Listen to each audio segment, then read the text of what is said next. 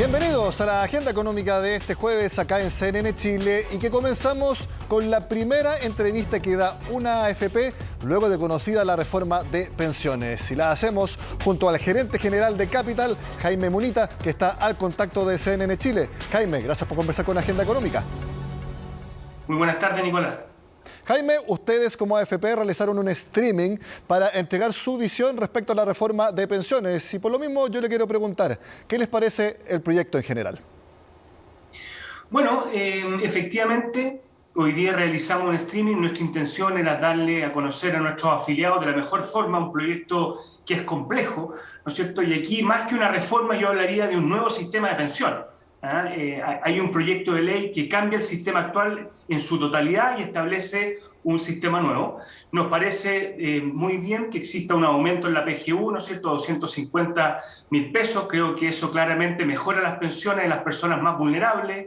Nos parece bien, ¿no es cierto?, que el 10,5%, hoy antes conocido como el 10% de cotización, se le dé la opción a las personas que puedan elegir entre una entidad estatal que se va a crear para administrar fondos o una entidad privada que va a administrar también los fondos. Hay una cotización adicional, ¿no es cierto?, del 6% que solo puede ir a destinarse al ente estatal, restringiendo de esa manera la libertad que las personas tengan de poder elegir el ente estatal o el ente público que pueda administrar esos recursos.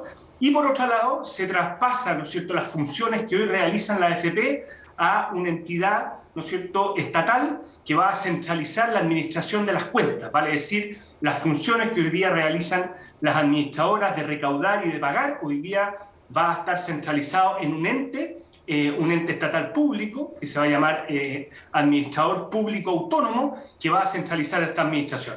Jaime, después de ese resumen vamos por parte. Las AFP, de aprobarse esta reforma, tendrán un año para decidir si se transforman en IPP, el inversor de pensiones privado. En estos momentos, ¿qué decisión tomaría Capital? Bueno, la verdad que es algo que tiene que definir el accionista de AFP Capital. Obviamente el accionista está mirando, está analizando la reforma. Todos sabemos que estas reformas, sabemos cómo entran, no sabemos cómo salen. Entonces va a ser algo que vamos a estar siguiendo durante la discusión del proyecto para poder finalmente tomar la decisión desde los accionistas de continuar o no con las funciones solo de administración de inversiones. ¿Pero usted recomendaría seguir solo como administradores de inversiones? Porque si usted me pregunta, hace un año cuando estábamos en campaña y se hablaba del fin de las AFP, ahí el panorama era que no iban a hacer absolutamente nada. Ahora al menos tienen la posibilidad con la reforma de seguir administrando inversiones. Entonces la pregunta es, ¿qué le recomendaría usted al accionista? Yo le recomendaría al accionista seguir de cerca la evolución del proyecto para determinar, ¿no es cierto?, finalmente cuál es el estado en que termina para posteriormente a eso poder tomar una decisión y una recomendación.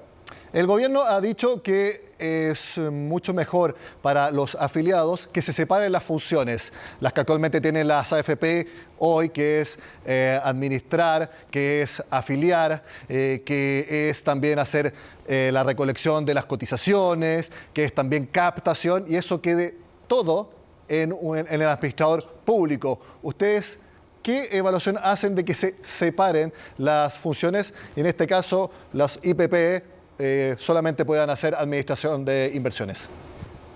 Bueno, Nicolás, yo diría claramente en este proyecto, ¿no es cierto?, se destaca y se reconoce la muy buena labor que se ha hecho de parte de la AFP en administrar los recursos, en invertirlos, y no se reconoce la excelencia operativa con que han operado durante el último tiempo.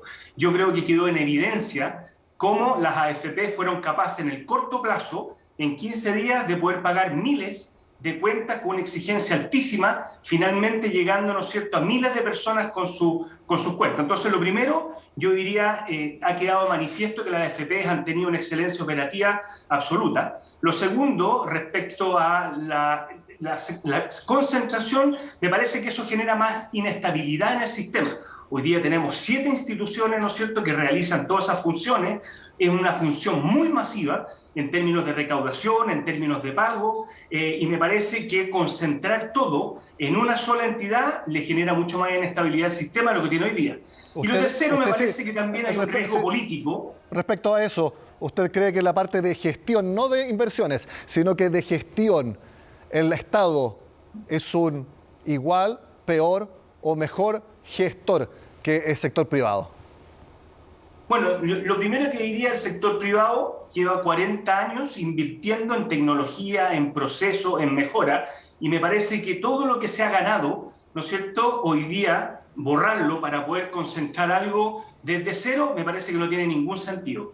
Y lo segundo, todos conocemos, ¿no es cierto?, cuando queremos ir a sacar un carnet de identidad, un pasaporte, que está para los próximos meses la potencial atención de eso. Desde ese punto de vista, me parece que las AFP han jugado un rol fundamental en la atención de los clientes de la forma más eficiente y eficaz posible.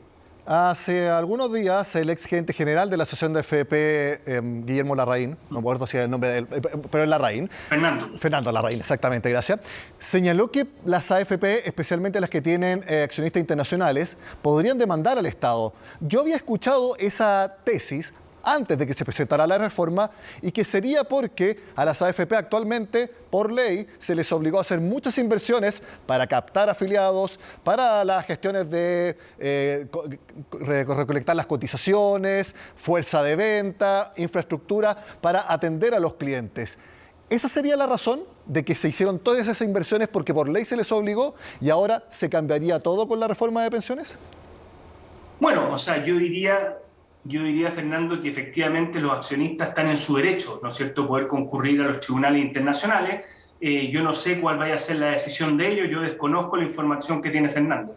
¿Y lo hablaron con Sura, que es el controlador de capital? O sea, Sura está al tanto, ¿no es cierto?, de este proyecto de ley, está al tanto y está, ¿no es cierto?, pendiente de su evolución, y en su momento ellos tendrán que tomar la decisión que mejor estimen conveniente. Dentro de la reforma también se establece que los inversores públicos, el inversor público o los inversores privados ya no podrán cobrar comisiones por el flujo, como es actualmente, sino que por saldo. ¿A usted le parece bien? Bueno, yo creo que hay una transición, ¿no es cierto?, desde, tal como dices tú, una comisión por flujo a una comisión por saldo. El ejemplo de Perú también, un cambio en esas mismas condiciones, se demoraron 10 años en la transición, con lo cual hay que ver cuál vaya a ser el mecanismo finalmente por el cual se va a llevar esa transición para cambiar la comisión de flujo a saldo. ¿Pero le parece algo correcto? O sea, sí, de una forma distinta, por lo menos alinea mejor los intereses, en el sentido de que cuando yo tengo una comisión por flujo, pago una sola vez por toda la vida, en el que voy a estar en la administradora. Una comisión por saldo pago permanentemente por los saldos que yo manejo en la administradora. Si los saldos llegan a bajar, se cobra menos; si los saldos suben, se cobra más. Eso entonces le daría un mejor incentivo al administrador, a hacer un mejor trabajo de lo que hacen actualmente, porque estaba pensando que como hoy las AFP tienen el encaje también fluctúa de acuerdo a cómo sean las rentabilidades de los fondos. Entonces, ahí también ya había un incentivo a hacer bien la pega. O sea, yo creo que la pega se hace bien y se ha hecho bien, y los incentivos está puesto para tratar de día a día buscar las mejores oportunidades de inversión para poder rentar los fondos que hoy día administramos y de esa manera mejorar las pensiones. Así que yo creo que desde el punto de vista de los incentivos están todos claros y bien establecidos. Ustedes como AFP, quizás como gremio también, van a dar la pelea por también optar a administrar el 6% extra, del cual, tal como está el proyecto hoy, no pueden optar a administrarlos. O sea, me parece que el proyecto, ¿no es cierto?, da libertades a medias. Y eso es importante entenderlo. Primero que nada, ¿no es cierto?, tengo la obligación de traspasar mis cuentas a un ente estatal que sea el administrador. Lo segundo es que no tengo la opción de elegir, que es lo que la ciudadanía hoy día está pidiendo, que tenga la opción de elegir si un administrador estatal o un administrador privado pueda administrarme ese 6%. Tampoco tengo la opción de poder mantener un retiro programado, sino que solo me dan la opción de renta vitalicia, y una renta vitalicia también con herencia, que eso tiene un costo adicional, pero nuevamente no tengo la opción de mantener retiros programados. Tampoco tengo la opción, ¿no es cierto?, de poder contratar una cuenta 2 o hacer depósitos convenidos. Entonces, la verdad, cuando uno mira el proyecto, las libertades son bastante parciales y bastante restringidas respecto a lo que nosotros entendemos por libertad. Entonces, sí, efectivamente, la ciudadanía está pidiendo el derecho de decir, bueno, yo tengo la opción de elegir. Si a mí me parece mejor que el ente estatal, ¿no es cierto?, vaya a administrar mis fondos, o me parece mejor el ente privado, que sean las personas las que finalmente tomen esa decisión y no sea el Estado que obligue a transferir esos recursos a un ente estatal. Una precisión, porque las personas que ya tienen un retiro programado van a poder mantenerlo, lo que no se va a poder es seguir ofreciéndolo para nuevos pensionados. Exactamente. Es correcta tu precisión. Estamos hablando del flujo futuro, ¿no es cierto?, en caso de que este proyecto de ley se apruebe. Sí. ¿Y qué le parece eso, que ya no se pueden ofrecer retiros programados? En los últimos años, si no me equivoco, los últimos año o 2 años, los retiros programados fueron mucho más elegidos por las personas que las rentas vitalicias. O sea, no me parece correcto nuevamente restringir la libertad que las personas puedan elegir. Me parece que las personas, entre más opciones tengan, es mejor para ellos. Y las personas verán cuál es el producto de pensiones que mejor se le acomode de acuerdo a sus necesidades. No me parece que el eliminar hoy día situaciones o productos de pensiones sea algo bueno. ¿Y qué le parece que el 6% extra vaya a las ya famosas cuentas nocionales? Bueno, nuevamente estamos restringiendo la libertad que las personas pueden elegir. Recordemos que la cuenta nacional es un vale por, ¿no es cierto? Es un registro, a diferencia de la cuenta de capitalización individual, que las personas pueden ver todos los días dónde está su plata, cómo fluctúa en términos de inversión. Aquí va a haber un registro y va a haber, ¿no es cierto?, una rentabilidad social que se le va a entregar a esa cuenta y obviamente eso va a ser administrado por el gobierno. Eso tiene riesgo que el gobierno de turno el día de mañana populistas puedan destinar fondos a otros recursos y eso claramente no es lo que la gente espera. Mi última pregunta, lo que sí ustedes han destacado es que se pase a estos fondos generacionales, básicamente porque se prohíbe el cambio constante de un fondo a otro como sí se puede hacer ahora. En eso sí he visto que concuerdan que es algo positivo y que respaldarían. Claro, hoy día, ¿no es cierto?, los fondos hoy día, ¿no es cierto?, los multifondos, primero, las personas son las que tienen que activamente, en la medida que pasa el tiempo, ir cambiándose de aquellos fondos más riesgosos a aquellos fondos menos riesgosos, con lo cual hay una decisión activa de las personas. Por otra parte, hemos visto que las personas también se cambian a fondos cuando debieran estar en fondos más conservadores, a fondos más riesgosos. Eso requiere que administremos más niveles de liquidez y eso al final del día hace que la estructura de inversiones no sea la óptima. Cuando hablamos de fondos generacionales, donde las personas cuando inician su vida laboral van a entrar a un fondo y va a permanecer durante toda la vida en ese fondo y son centralizadamente las administradoras que van a ir cambiando la composición desde fondos más riesgosos cuando soy muy joven a fondos menos riesgosos en la medida que yo vaya avanzando en mi edad, ¿no es cierto? Hace que yo pueda optimizar las carteras de inversión buscando una eficiencia en el óptimo riesgo-retorno, dado que puedo sacrificar liquidez en el largo plazo. También me va a permitir tener más activos alternativos que, como sabemos, han rentado muy bien en el último tiempo, así que desde ese punto de vista nos parece una mejora. Jaime Bonita, gerente general de Capital, muchas gracias por su tiempo con Agenda Económica. Muchas gracias por la invitación. Hacemos la pausa y al regreso les cuento cómo cayó el dólar este jueves y también recordamos los pasajes más importantes de la entrevista con la presidenta del Banco Central. Una caída de casi 20 pesos tuvo el dólar este jueves, luego que la inflación en Estados Unidos fuera menor de lo que se esperaba. El dólar cerró en 892. Y si la inflación es menos de lo que se esperaba, puede ser que la Fed suba la tasa de interés también, menos de lo que se proyectaba anteriormente. El día de hoy vimos un fuerte movimiento en el precio del dólar tras conocerse nuevos datos de IPC americano, el cual tuvo resultados mejores a lo esperado, por lo cual el billete verde alcanzó niveles mínimos de 882 pesos por dólar. ¿Qué debemos esperar en el corto plazo para el dólar? Podríamos ver un cambio de tendencia ante mejoras tanto en la inflación local como en la inflación internacional, y de romper niveles de 880 pesos podríamos ir en busca de niveles de 870, 850 pesos en el corto plazo.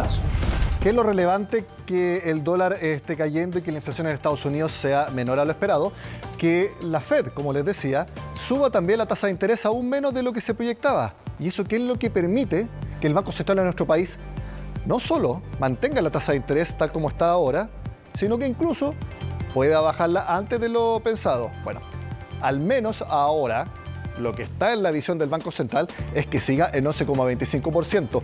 Y ese fue uno de los mensajes principales en la entrevista que tuvimos el miércoles acá en Agenda Económica con la presidenta del Banco Central, Rosana Costa. Los invito a ver un resumen de lo más importante que dijo la líder del ente emisor. Hoy día hay muchos detonantes, muchos focos de vulnerabilidad o focos de riesgo en el escenario internacional.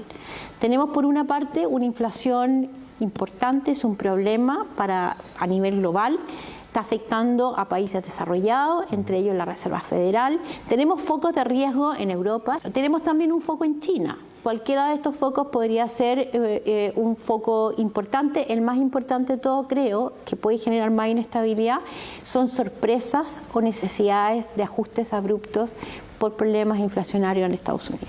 Cualquier choque adicional que no esté en nuestro escenario base o cualquier evolución de la macroeconomía la vamos a hacer en su minuto, pero hoy día todo indica que tenemos un nivel de tasa que de mantenerse, en todo caso la podemos prolongar, pero hoy día un nivel de tasa que es consistente con la meta inflacionaria. Estamos atentos a esos sectores. Lo que dice el informe de estabilidad financiera es que es un sector que ha tenido contracción en sus utilidades porque está enfrentando costos importantes, sus márgenes se han contraído, pero cuando uno mira su impacto sobre el sistema bancario, ese no es sistémico. ¿Y por qué no es sistémico? Por el tamaño de la cartera y por la calidad de la cartera.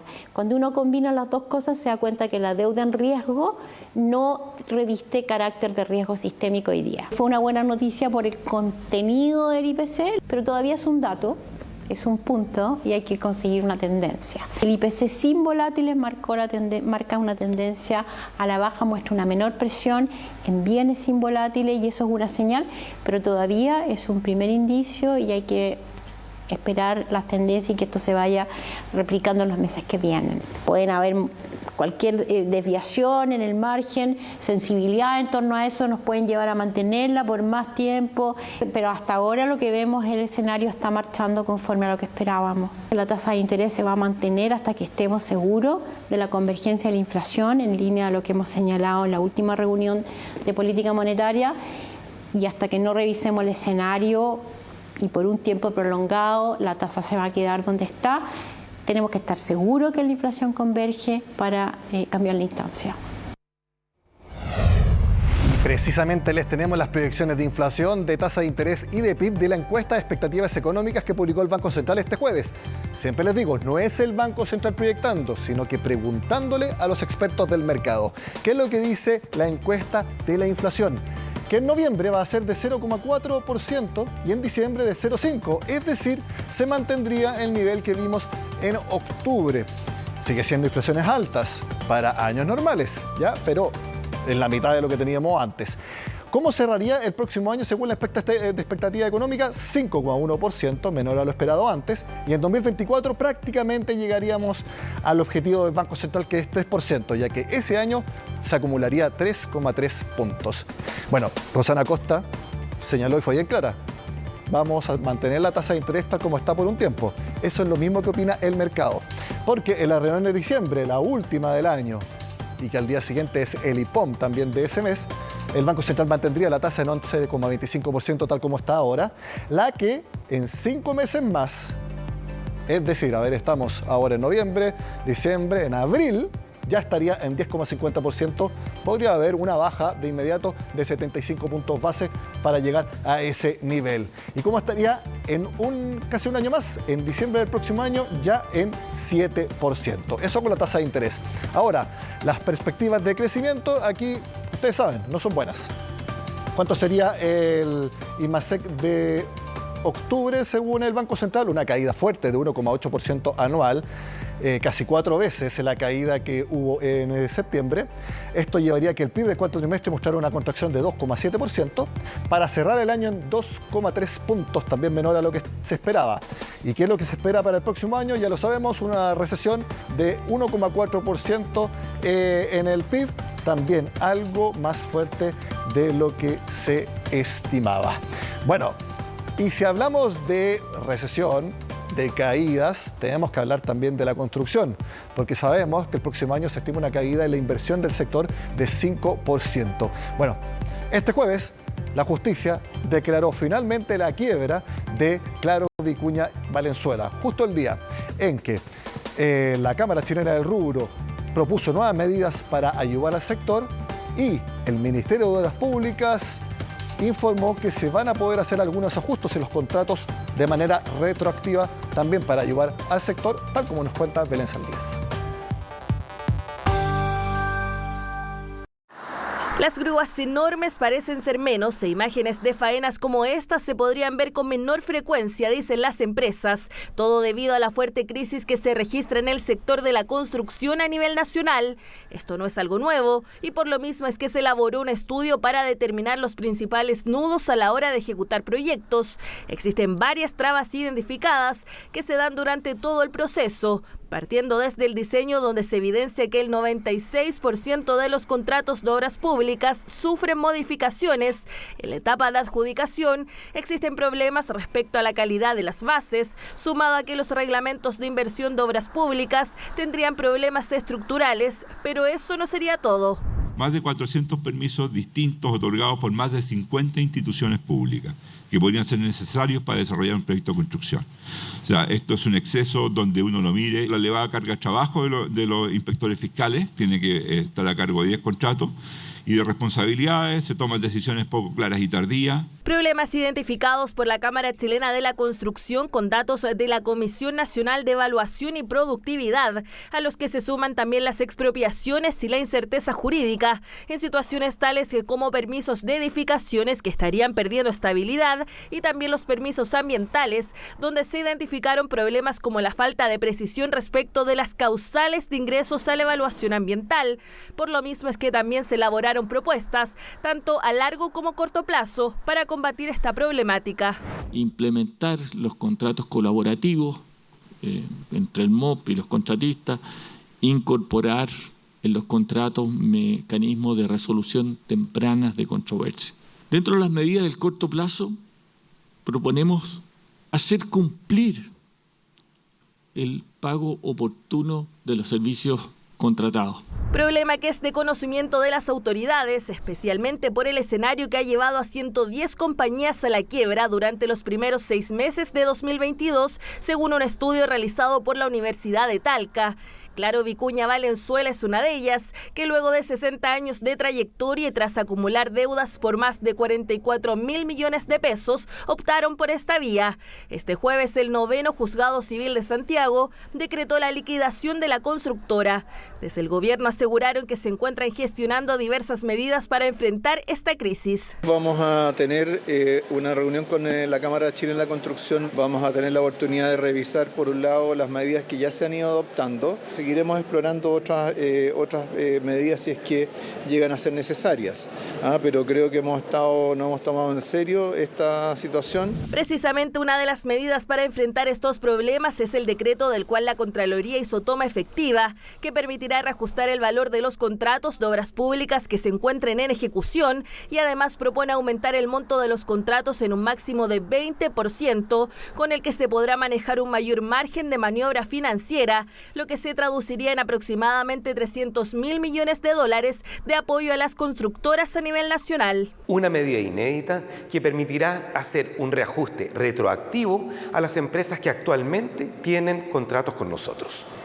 Esta medida tiene un fin importante, que los contratos que tenemos actualmente puedan llegar bien a término y que las empresas que trabajan con el Estado puedan tener una relación saludable. Y si de finanzas se trata, la presidenta del Banco Central, en conversación con CNN Chile, señaló que el sector ha presentado una contracción en sus utilidades, sumado a la baja venta, pero aseguró que no es algo sistemático. Es un sector que está enfrentando cambios, que está enfrentando tensiones, que está enfrentando presiones, pero cuando uno mira su impacto sobre el sistema bancario, ese no es sistémico. ¿Y por qué no es sistémico? Por el tamaño de la cartera y por la calidad de la cartera. Una crisis en el rubro de la construcción en donde ya se proyectan eventuales números negativos tanto para este como para el próximo año, según el gremio, algo que afectaría a otro aspecto, el empleo, por lo que son varios actores, incluido el gobierno, quienes esperan que las medidas que se están adoptando y las que vendrán puedan evitar que más faenas dejen de operar.